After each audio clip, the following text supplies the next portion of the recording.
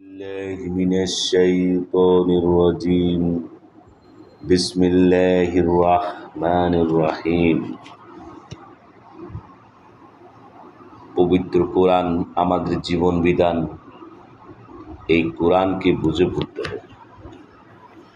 কোরআন বুঝে পড়ার অনেকগুলো উপায় আসছে, তো প্রত্যেকের কাছে অনুরোধ রইল অবশ্যই কোরআন বুঝে পড়বে, বাংলায় বুঝে পড়ুন, কোনো তাফসির তর্জমা দরকার নেই, শুধু অর্থটা পড়ুন, এতে আপনি অনেক কিছু জানতে পারবেন। আজকে অর্থ না জানার কারণে আজকে আমরা গোমরা হয়েছি, এই অর্থ না জানার কারণে আজকে আমরা জঙ্গি হয়েছি, এই অর্থ না জানার কারণে আজকে আমাদের কোরআন মসজিদ জঙ্গি বই হিসেবে অভিহিত করেছে। কোরআনিক আদর্শ না থাকার কারণে আমরা বিশ্বের কাছে আজকে ঘৃণিত হয়েছে। তাই অনুরোধ রইল অবশ্যই কোরআন অর্থসহ পড়ুন। পড়ার বহুত উপায় আছে, একটু মনোযোগ দিলে পেয়ে যাবেন ইনশাআল্লাহ। তো আজকে সূরা নিসার 146 আয়াত থেকে আমি পড়তেছি। বিসমিল্লাহির রহমানির রহিম। তবে যারা তওবা করে নিজেকে শুধরে নেয়, আল্লাহকে দৃঢ়ভাবে আঁকড়ে ধরে এবং আল্লাহর জন্য নিজের দিনকে খালেস করে, তারা মুমিনদের সাথে থাকবে। আর অচিরেই আল্লাহ মুমিনদেরকে মহা পুরস্কার দান করবে। কত সুন্দর কথা! যদি তোমরা কৃতজ্ঞতা প্রকাশ করো এবং ঈমান আনো, তাহলে তোমাদেরকে আযাব দিয়ে আল্লাহ কি করবেন? আল্লাহ পুরস্কার দানকারী, সর্বজ্ঞ। সুবহানাল্লাহ। মন্দ কথা প্রচার আল্লাহ পছন্দ করেন না, তবে কারো উপর জুলুম করা হলে ভিন্ন কথা। আর আল্লাহ সর্বশ্রোতা, সর্বজ্ঞানী। যদি তোমরা ভালো কিছু প্রকাশ করো কিংবা গোপন করো অথবা মন্দ ক্ষমা করে দাও, তবে নিশ্চয়ই আল্লাহ ক্ষমাশীল, ক্ষমতাবান। নিশ্চয়ই যারা আল্লাহ ও তার রাসূলগণের সাথে কুফরি করে এবং আল্লাহ ও রাসূলগণের মধ্যে পার্থক্য করতে চায় এবং বলে আমরা কতককে বিশ্বাস করি আর কতকের সাথে কুফরি করি, এবং তারা এর মাঝামাঝি একটি পথ গ্রহণ করতে চায়, তারাই প্রকৃত কাফির, এবং আমি কাফিরদের জন্য প্রস্তুত করেছি অপমানজনক আযাব। আর যারা আল্লাহ ও তার রাসূলগণের প্রতি ঈমান এনেছে এবং তাদের কারোর মধ্যে কারো পার্থক্য করেনি, তাদেরকে অচিরেই তিনি তাদের প্রতিদান দিবেন এবং আল্লাহ ক্ষমাশীল, পরম দয়ালু।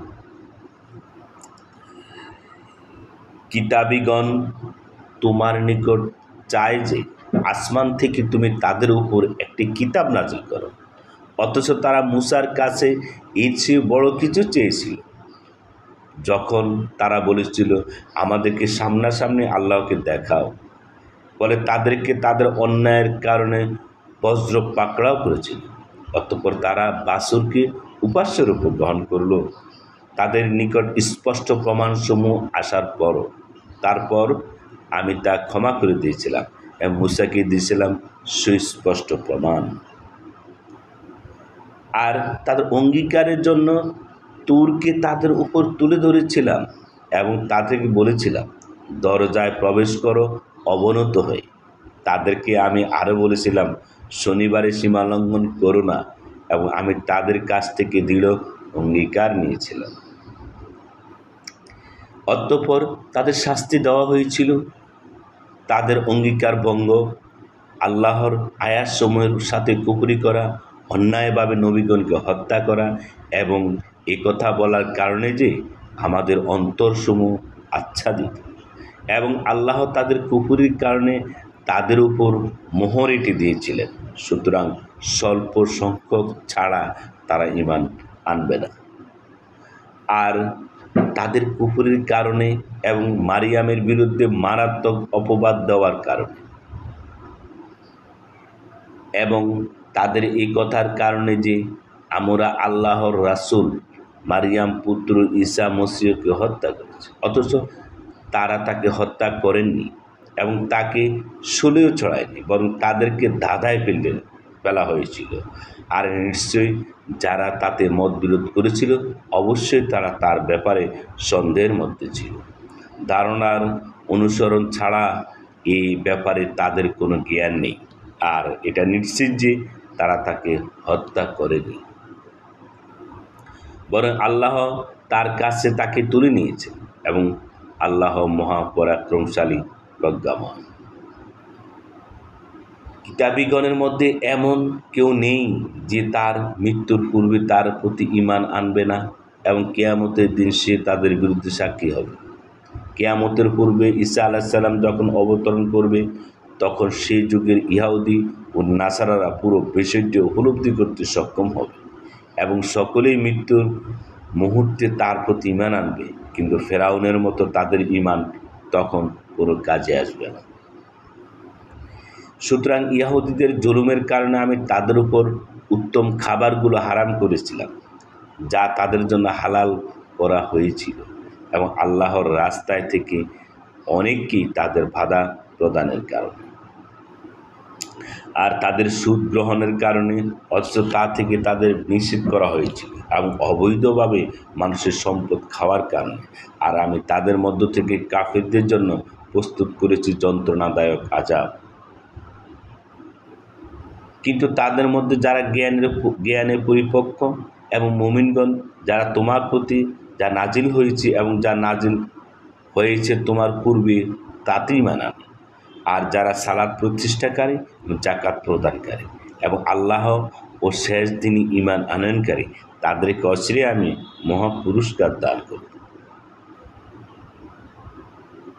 নিশ্চয়ই আমি তোমার নিকট ওহী পাঠিয়েছি, যেমন ওহী পাঠিয়েছি নূহ ও তার পরবর্তী নবীগণের নিকট, এবং আমি ওহী পাঠিয়েছি ইব্রাহিম, ইসমাইল, ইসহাক, ইয়াকুব, তার বংশধরগণ ঈসা, আইয়ুব, ইউনুস, হারুন ও সুলাইমানের নিকট, এবং দাউদকে প্রদান করেছি জাবুর। আর অনেক রাসূল যাদের বর্ণনা তোমাকে পূর্বে দিয়েছি, এবং অনেক রাসূল যাদের বর্ণনা তোমাকে দেইনি। আর আল্লাহ মূসার সাথে সুস্পষ্টভাবে কথা বলেছেন। আর পাঠিয়েছি রাসূলগণকে সুসংবাদদাতা ও সতর্ককারী রূপে, যাতে আল্লাহর বিপক্ষে রাসূলদের পর মানুষের জন্য কোনো অজুহাত না থাকে। আর আল্লাহ মহা পরাক্রমশালী, প্রজ্ঞাময়। কিন্তু আল্লাহ সাক্ষ্য দিচ্ছেন যা তোমার নিকট তিনি নাজিল করেছেন তার মাধ্যমে। তিনি তা নাজিল করেছেন নিজ জ্ঞানে, এবং ফেরেশতারাও সাক্ষ্য দিচ্ছে, আর আল্লাহই সাক্ষীরূপে যথেষ্ট। নিশ্চয় যারা কুফরি করেছে এবং আল্লাহর পথ থেকে বাধা দিয়েছে, তারা অবশ্যই সুরত্নভাবে পথভ্রষ্ট। নিশ্চয় যারা কুফরি করেছে এবং জুলুম করেছে, আল্লাহ তাদেরকে ক্ষমা করবেন না এবং তাদেরকে কোনো পথ দেখাবেন না জাহান্নামের পথ ছাড়া। তারা তাতে স্থায়ী হবে এবং তা আল্লাহর জন্য সহজ। হে মানুষ, অবশ্যই তোমাদের নিকট রাসূল এসেছে তোমাদের রবের পক্ষ থেকে সত্য নিয়ে, সুতরাং তোমরা ঈমান আনো, তা তোমাদের জন্য উত্তম হবে। আর যদি কুফরি করো, তবে নিশ্চয়ই আসমানসমূহ এবং জমিনে যা রয়েছে তা আল্লাহর জন্যই, এবং আল্লাহ সর্বজ্ঞ, প্রজ্ঞাময়। হে কিতাবীগণ, তোমরা তোমাদের দ্বীনের মধ্যে বাড়াবাড়ি করো না, এবং আল্লাহর উপর সত্য ছাড়া অন্য কিছু বলো না। মারিয়ামের পুত্র মাসিহ ঈসা কেবলমাত্র আল্লাহর রাসূল ও তার কালিমা, যা তিনি প্রেরণ করেছিলেন মারিয়ামের প্রতি, এবং তার পক্ষ থেকে রূহ। সুতরাং তোমরা আল্লাহ ও তার রাসূলগণের প্রতি ঈমান আনো এবং বলো না ৩। তোমরা বিরত হও, তা তোমাদের জন্য উত্তম। আল্লাহই কেবল এক ইলাহ, তিনি পবিত্র, মহান এ থেকে যে তার কোনো সন্তান হবে। আল্লাহ আসমানসমূহে যা রয়েছে এবং যা রয়েছে জমিনে তা আল্লাহরই, যা কর্মবিধায়ক হিসাবে আল্লাহই যথেষ্ট। মাসিহ কখনো আল্লাহর বান্দা হতে নিজেকে হেয় মনে করে না, এবং নৈকট্যপ্রাপ্ত ফেরেশতারাও না। আর যারা তার ইবাদতের হেয় জ্ঞান করে এবং অহংকার করে, তবু অচিরেই আল্লাহ তাদের সবাইকে তার নিকট সমাবেত করবেন। পক্ষান্তরে যারা ঈমান এনেছে এমন সৎ কাজ করেছে তিনি তাদেরকে তাদের পুরস্কার পরিপূর্ণ দিবেন এবং তার অনুগ্রহে তাদেরকে বাড়িয়ে দেবেন। আর যারা হেয় জ্ঞান করেছে এবং অহংকার করেছে তিনি তাদেরকে যন্ত্রণাদায়ক শাস্তি দেবেন এবং তারা তাদের জন্য আল্লাহ ছাড়া কোনো অভিভাবক ও সাহায্যকারী পাবে না। হে মানুষ, তোমাদের রবের পক্ষ থেকে তোমাদের নিকট প্রমাণ এসেছে এবং আমি তোমাদের নিকট স্পষ্ট আলো নাজিল করেছি। অতঃপর যারা আল্লাহর প্রতি ঈমান এনেছে এবং আঁকড়ে ধরেছে তিনি অবশ্যই তাদেরকে তার পক্ষ থেকে দয়া ও অনুগ্রহে প্রবেশ করাবেন এবং তাকে তার দিকে সরল পথ দেখাবেন। তারা তোমার কাছে সমাধান চায়, বলো আল্লাহ তোমাদেরকে সমাধান দিচ্ছেন কালালা সম্পর্কে। কোনো ব্যক্তি যদি মারা যায় এমন অবস্থায় যে তার কোনো সন্তান নেই এবং তার এক বোন রয়েছে, তবে সে যা রেখে গিয়েছে বোনের জন্য তার অর্ধেক, আর সে মহিলা যদি সন্তানহীনা হয় তবে তার ভাই তার উত্তরাধিকারী হবে। কিন্তু যদি তারা বোনেরা দুজন হয় তবে সে যা রেখে গেছে তাদের জন্য তার 2/3, আর যদি তারা কয়েক ভাই বোন পুরুষ ও নারী হয় তবে পুরুষের জন্য 2 নারীর অংশের সমান হবে। আর আল্লাহ তোমাদেরকে ব্যাখ্যা দিচ্ছেন যাতে তোমরা পথভ্রষ্ট না হও এবং আল্লাহ প্রতিটি বিষয় সম্পর্কে সর্বজ্ঞ। যার পিতা মাতা জীবিত নেই এবং যে সন্তানহীন তাকে কালালা বলা হয়। ধন্যবাদ সবাইকে।